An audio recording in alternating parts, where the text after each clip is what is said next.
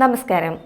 മാസങ്ങളായി ട്രെൻഡിങ്ങിൽ നിറഞ്ഞു നിന്ന നിലമ്പൂർ തിരഞ്ഞെടുപ്പിന് കർട്ടനിട്ടിരിക്കുകയാണ്. വാശിയേറിയ പോരാട്ടത്തിനൊടുവിൽ നിലമ്പൂരിൽ ജയിച്ചതാരായിരുന്നു? UDF സ്ഥാനാർത്ഥി ആര്യാടൻ ഷൗക്കത്താണെന്ന് നമുക്കെല്ലാവർക്കും അറിയാം. എന്നാൽ അങ്ങനല്ലെന്നാണ് കമ്മികളുടെ ദിനപത്രമായ ദേശാഭിമാനി ഇപ്പോൾ പറയുന്നത്.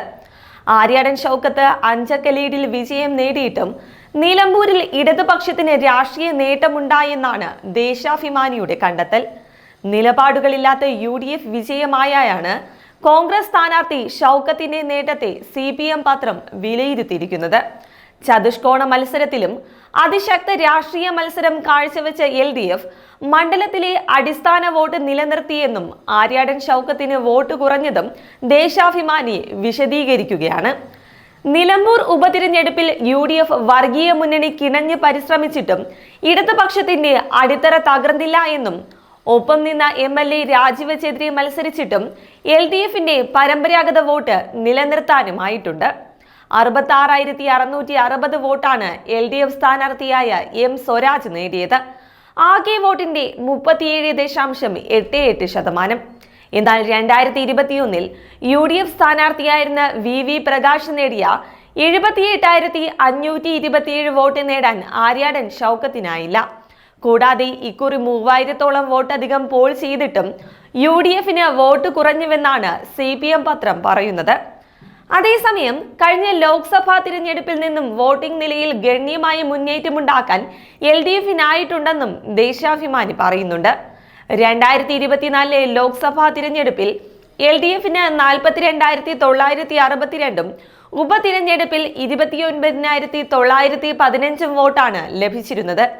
നിയമസഭയിൽ LDF സ്വതന്ത്രനായി മത്സരിച്ച PV അൻവറിന് 2016 77,858 വോട്ടും 2021 81,227 വോട്ടും ലഭിച്ചു.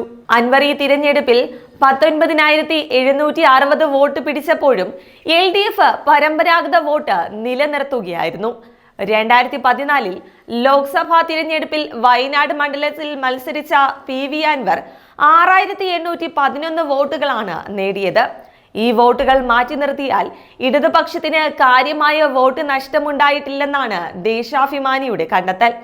അതേസമയം ദേശാഭിമാനിയുടെ റെസിഡന്റ് എഡിറ്ററാണ് നിലമ്പൂരിൽ തോറ്റ CPM സ്ഥാനാർത്ഥി M സ്വരാജ്.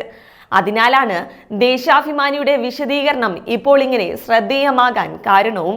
അതായത് എന്തായാലും തോറ്റു, അപ്പോൾ മെഴുകി വെളുപ്പിക്കണമല്ലോ. അതിനുള്ള വഴിയാണ് ഇപ്പോൾ ദേശാഭിമാനി ഇപ്പോൾ നോക്കുന്നത്. എന്നാൽ നിലമ്പൂരിൽ CPM എന്തുകൊണ്ട് തോറ്റു എന്ന് ചോദിച്ചാൽ ഉത്തരം വളരെ സിമ്പിളാണ്. 9 വർഷമായി സർക്കാരിനെതിരെ സ്വാഭാവികമായും ഉയരുന്നതാണ് ഭരണവിരുദ്ധ വികാരം. മുഖ്യമന്ത്രി പിണറായി വിജയൻ കൈകാര്യം ചെയ്യുന്ന ആഭ്യന്തര വകുപ്പിന്റെ വീഴ്ചകൾ സർക്കാരിന് തിരിച്ചടിയായി എന്നതിൽ ഒരു സംശയവുമില്ല. സർക്കാരിൽ RSSന് സ്വാധീനമുണ്ടെന്ന് ന്യൂനപക്ഷ സംഘടനകൾ നിരന്തരം ആരോപിച്ചിരുന്നു.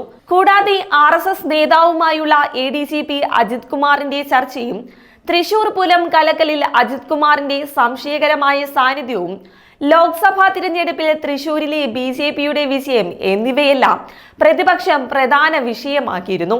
PV അൻവർ LDF വിടുകയും പോലീസിനെതിരെ രൂക്ഷ വിമർശനം ഉന്നയിക്കുകയും ചെയ്തതോടെ കൂട്ടിൽ നിർത്തപ്പെട്ടത് മുഖ്യമന്ത്രിയും അജിത് കുമാറും തന്നെയായിരുന്നു. ഒപ്പം കോഴിക്കോട്ടെ വ്യവസായിയെ കാണാതായതുൾപ്പെടെ ദുരൂഹമായ സംഭവങ്ങളിലെല്ലാം അജിത് കുമാറിന്റെ സാന്നിധ്യം വിമർശിക്കപ്പെട്ടു. എന്നാൽ കാര്യമായ നടപടി അജിത് കുമാറിനെതിരെ സർക്കാർ സ്വീകരിച്ചിരുന്നില്ല. അദ്ദേഹത്തെ DGP ആക്കാൻ ശ്രമം നടക്കുന്നുവെന്ന പ്രചാരണവും സർക്കാരിന് തിരിച്ചടിയായി.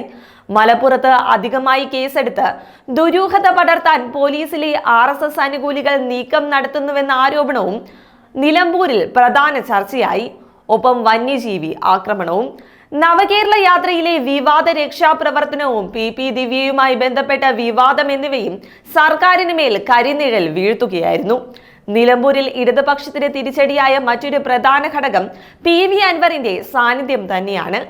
അൻവർ UDFന്റെ ഭാഗമല്ലാതെ മത്സരിച്ചിട്ടും 20,000-ഓളം വോട്ട് സ്വന്തമായി നേടി. ഇത് അൻവർ ഉയർത്തിയ വിഷയങ്ങൾക്കുള്ള പിന്തുണയായാണ് മനസ്സിലാക്കാൻ സാധിക്കുന്നത്. UDFലെ കെട്ടുറപ്പാണ് നിലമ്പൂരിൽ കണ്ട മറ്റൊരു പ്രധാനമായ കാര്യം. മുസ്ലിം ലീഗിന്റെ നിസ്സീമമായ സഹകരണം UDFന് കരുത്ത് വർദ്ധിപ്പിച്ചു എന്ന് തന്നെ നിസ്സംശയം പറയാം. നിലമ്പൂരിൽ പഴയ തിരഞ്ഞെടുപ്പുകളിൽ നിന്ന് വ്യത്യസ്തമായ മത്സരമാക്കി ഇത് മാറ്റുകയായിരുന്നു.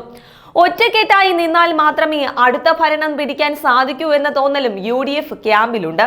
VD സതീശനും PK കുഞ്ഞാലിക്കുട്ടിയും മുതൽ എല്ലാ നേതാക്കളും നിലമ്പൂരിൽ ഒരുപോലെ അണിനിരന്നു. കൂടാതെ RSS CPM ബന്ധം സൂചിപ്പിച്ച MV ഗോവിന്ദൻ വോട്ടെടുപ്പിന് തൊട്ടു മുൻപ് നടത്തിയ പ്രതികരണം UDFന് കിട്ടിയ പിടിവള്ളിയായിരുന്നു. ഇതോടെ അൻവർ ഉയർത്തിയ വിഷയങ്ങൾ ശരിയാണെന്ന് അരക്കിട്ടുറപ്പിച്ചു.